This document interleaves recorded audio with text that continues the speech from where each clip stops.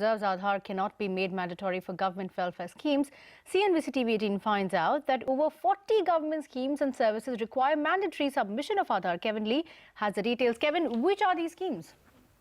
Well, the list of these 40 schemes that the government has made mandatory to have Aadhaar for is long. I won't go through all 40 schemes, but it's a wide range of schemes. This is what you need to know. From an employee's pension scheme to crop insurance schemes for farmers to maternity benefits for women to something like compensation for families of victims of the Bhopal gas tragedy. There's a long list of schemes, and various ministries of the government have notified that Aadhaar be made mandatory for over 40 schemes. Apart from what these ministries have notified, on the 22nd of March this year, that's earlier last week, the finance bill was passed, which made Aadhaar mandatory for filing income tax returns.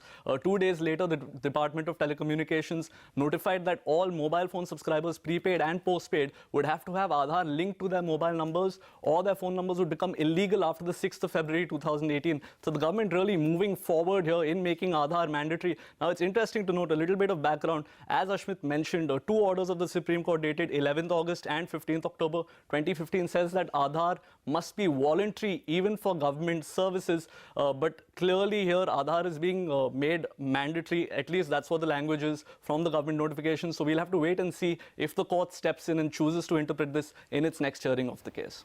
And that's a discussion, of course, that will require a lot of analysis. We'll keep a tab on this story. For now, let's